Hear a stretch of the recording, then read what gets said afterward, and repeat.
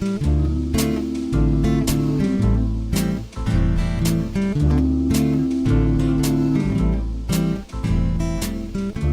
I'm Charles Purcell. This is The Log. Okay, today's main event here. A letter on justice and open debate. This is an open letter published in Harper's Magazine. Well, it will be in the October issue, but we get to see it right now online. It's all about cancel culture. Now, up until recently, that wasn't a thing. It's recently become a buzzword.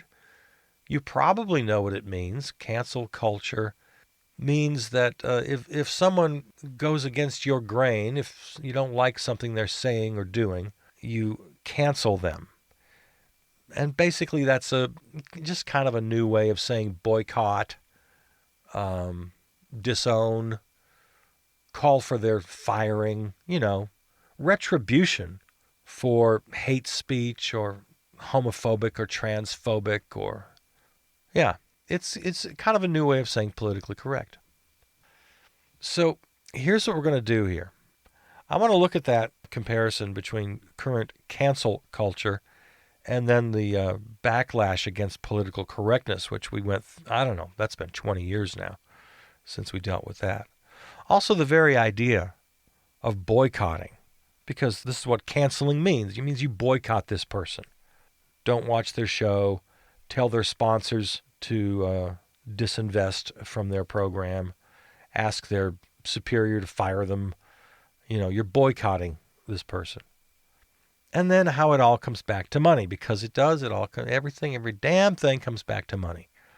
So first, let's start by reading the letter, shall we? And it goes like this.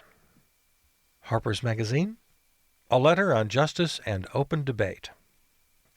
Our cultural institutions are facing a moment of trial.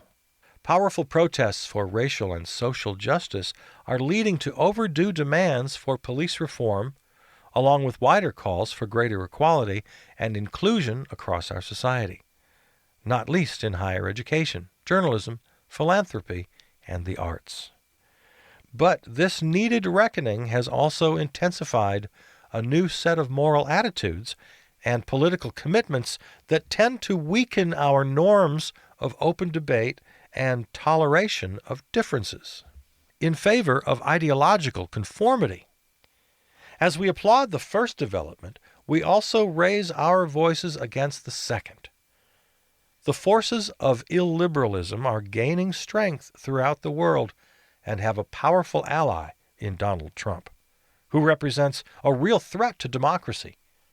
But resistance must not be allowed to harden into its own brand of dogma or coercion, which right-wing demagogues are already exploiting. The democratic inclusion we want can be achieved only if we speak out against the intolerant climate that has set in on all sides.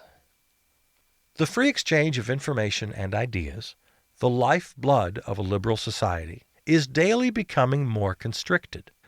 While we have come to expect this on the radical right, censoriousness is also spreading more widely in our culture. An intolerance of opposing views, a vogue for public shaming and ostracism, and the tendency to dissolve complex policy issues in a blinding moral certainty. We uphold the value of robust and even caustic counterspeech from all quarters. But it is now all too common to hear calls for swift and severe retribution in response to perceived transgressions of speech and thought. More troubling still, institutional leaders, in a spirit of panicked damage control, are delivering hasty and disproportionate punishments instead of considered reforms. Editors are fired for running controversial pieces. Books are withdrawn for alleged inauthenticity. Journalists are barred from writing on certain topics. Professors are investigated for quoting works of literature in class. A researcher is fired for circulating a peer-reviewed academic study. And the heads of organizations are ousted for what are sometimes just clumsy mistakes. Whatever the arguments around each particular incident, the result has been to steadily narrow the boundaries of what can be said without the threat of reprisal. We are already paying the price in greater risk aversion among writers, artists, and journalists who fear for their livelihoods if they depart from the consensus or even lack sufficient zeal in agreement. This stifling atmosphere will ultimately harm the most vital causes of our time. The restriction of debate, whether by a repressive government or an intolerant society, invariably hurts those who lack power and makes everyone less capable of democratic participation. The way to defeat bad ideas is by exposure, argument, and persuasion, not by trying to silence or wish them away. We refuse any false choice between justice and freedom, which cannot exist without each other. As writers, we need a culture that leaves us room for experimentation, risk-taking, and even mistakes. We need to preserve the possibility of good faith disagreement without dire professional consequences. If we won't defend the very thing on which our work depends, we shouldn't expect the public or the state to defend it for us. Now, the person getting most credit for this in the headlines is Harry Potter author J.K. Rowling. But she is just one of many, many, again, there are too many to count here, it's well over 100 signatories of this open letter. And it's a pretty interesting list. Let me save that for now. I'll tell you this much. I went on a little bit of a binge, and I couldn't stop. I have a bit of a compulsive nature to my personality. I can be a little over compulsive. I looked up every single one of them on the list, just because I was curious to check the age range and how many people of color were on the list, and just their general bios. So I looked up every one of them. And you could respond to this letter with 2 words. Okay, boomer. And a lot of damn boomers on this list. Anyway, let's not get into that now. If we have time, I'll go through some of these bios. But let's go back in here and talk about this. What do you think? In terms of these 3 elements, let's go back and examine this. 1, the whole idea of boycotting, whether or not that's a good strategy, because that's really what we're talking about.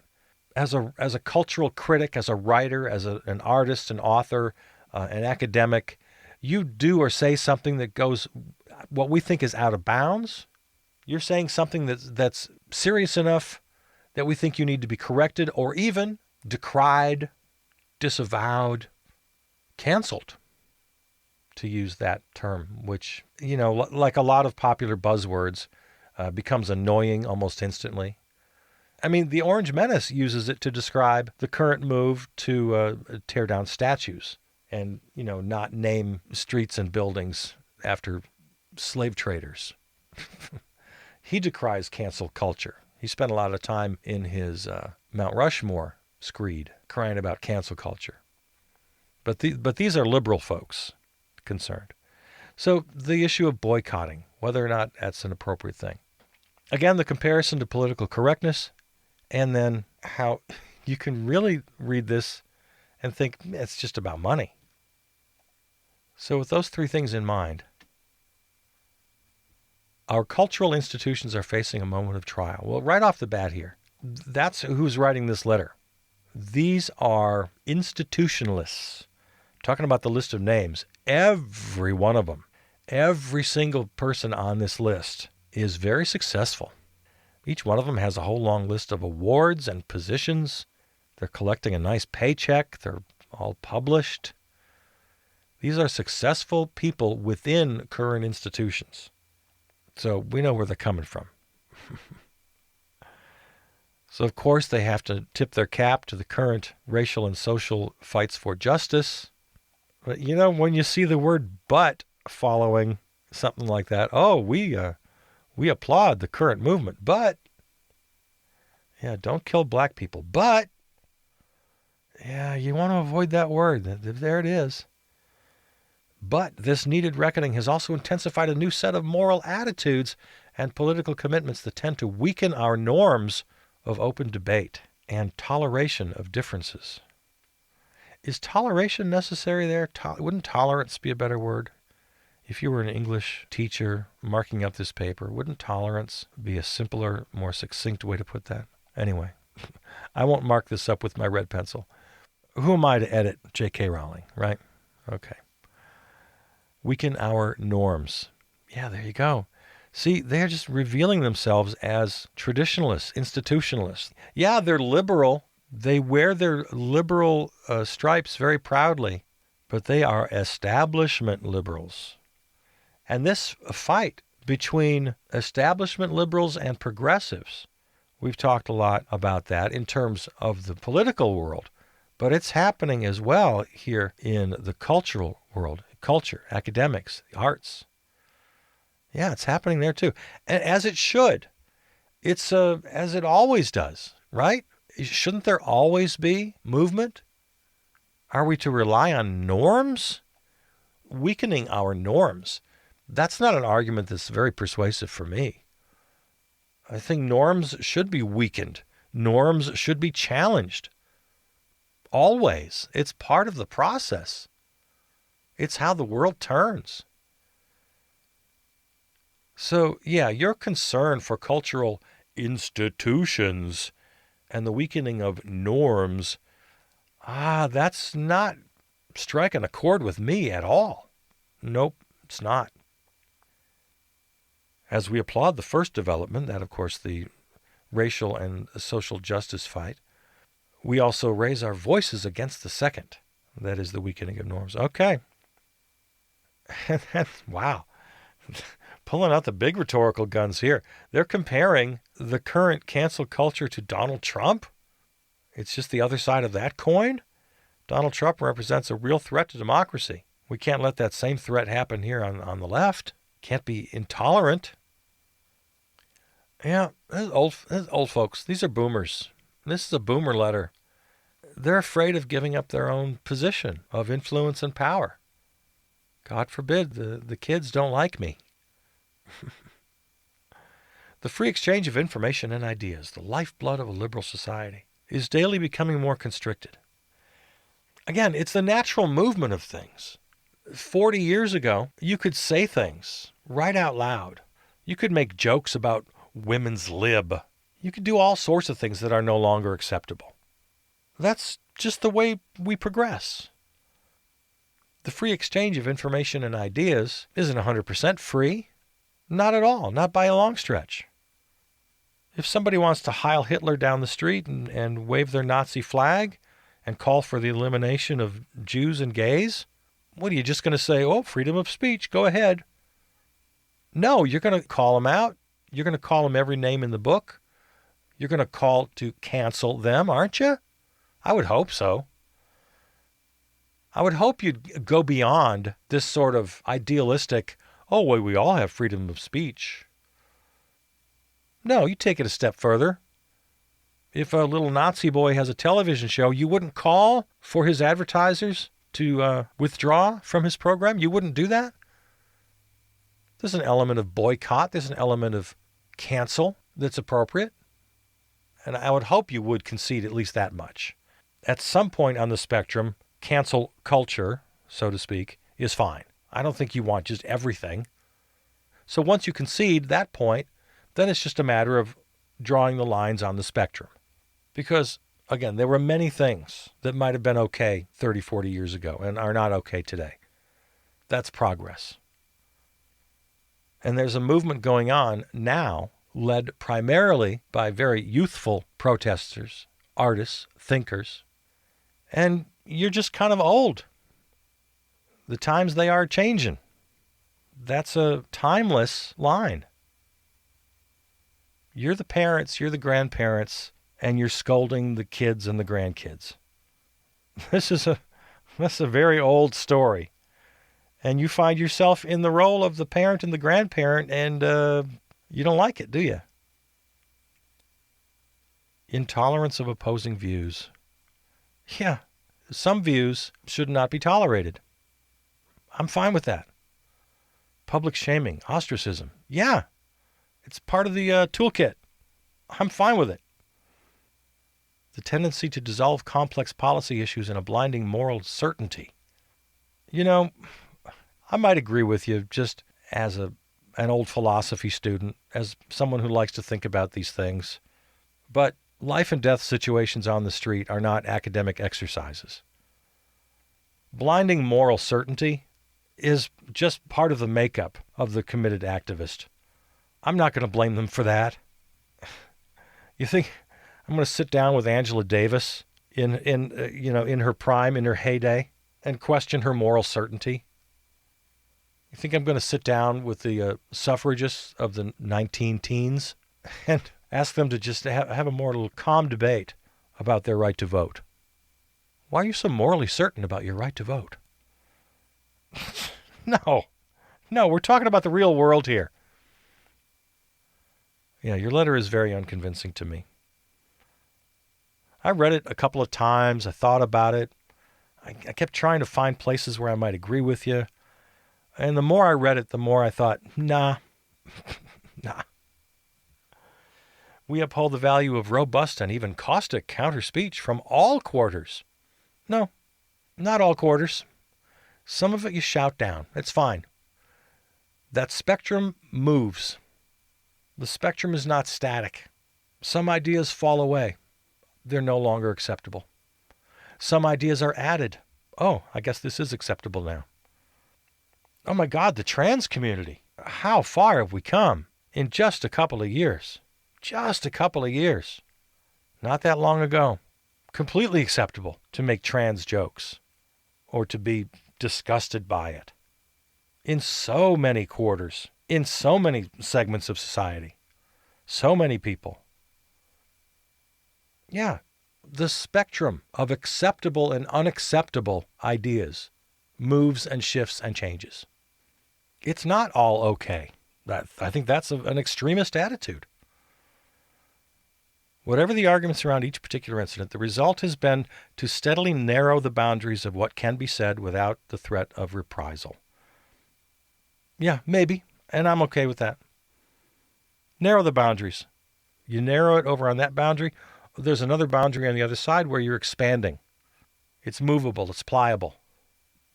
But here, now we get to the crux of what they're talking about. We are already paying the price in greater risk aversion among writers, artists, and journalists who fear for their livelihoods if they depart from the consensus or even lack sufficient zeal and agreement. So is this what this is really about? It's about your livelihood? You think you've earned some sort of right to live off of your ideas. You hold these high positions. And again, I've checked out every single one of the signers here I've checked out. And they all have very cushy positions. They're doing great. They look real nice in their biopic. They got their hair all done and they're wearing a nice suit and they're looking good. And they got this position and this chair and they're on such and such board of directors and they've published so many, X amount of books and they're just steeped in the institutions, major universities, big time publishers. You are of a particular class, you guys.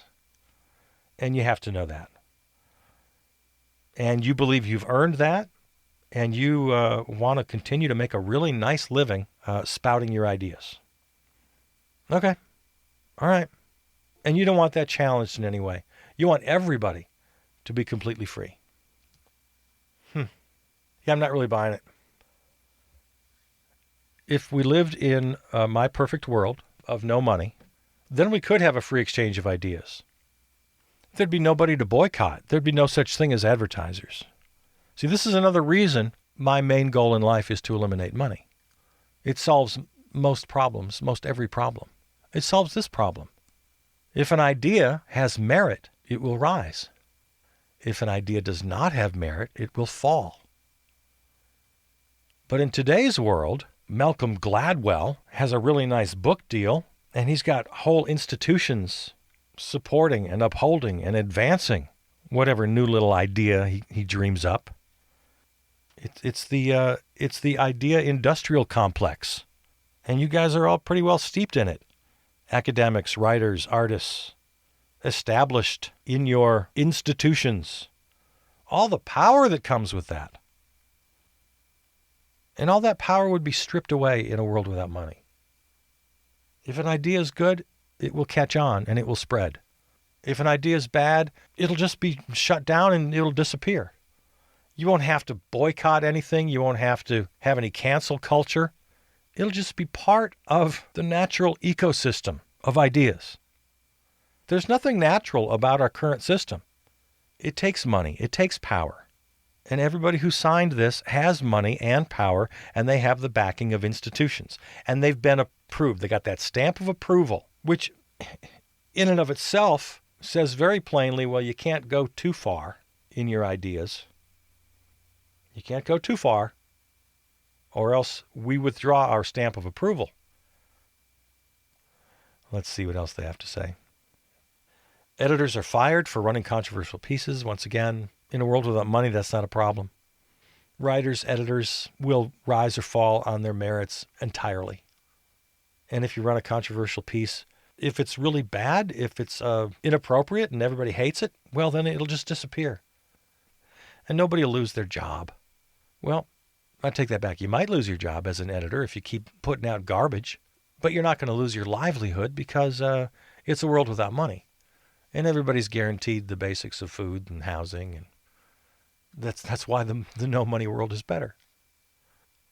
In the money world, you've established yourself and you think you've earned it and you think you got to fight for it and you can keep in. You know, it kills me that people reach a certain position and they feel like, okay, I'm here now. I've earned this. And you can't take it away from me. I'll give you a good example. Kathy Griffin, the comedian, remember a couple of years ago? She had this photo shoot where she held up the decapitated head of Donald Trump. That just went so far past any limit of acceptability. I really called for her to be canceled, to lose her job, to lose her bookings. She didn't earn a lifetime right to be able to just spout off in front of people just because she had a certain amount of success. No, I wrote at the time, this is disqualifying for you. To intentionally create a violent image like that, no, this is a big enough mistake that you're done now. A lot of people have to go find a job. Go be a server. Go be a dishwasher. Go be a letter carrier. A lot of people have to go find jobs. You haven't earned some special lifetime pass to be this cultural critic. No, there's no such thing as a lifetime pass. I don't care if that's the way you make your living. Yeah, we have every right to take away your quote-unquote livelihood. Go drive a truck. Just go do an honest day's work. I don't know why people think just because they've had some success at spouting their opinions that they have a right to earn a living at it for the rest of their lives. Psh, nah. The stifling atmosphere will ultimately harm the most vital causes of our time. Nope, you're wrong about that.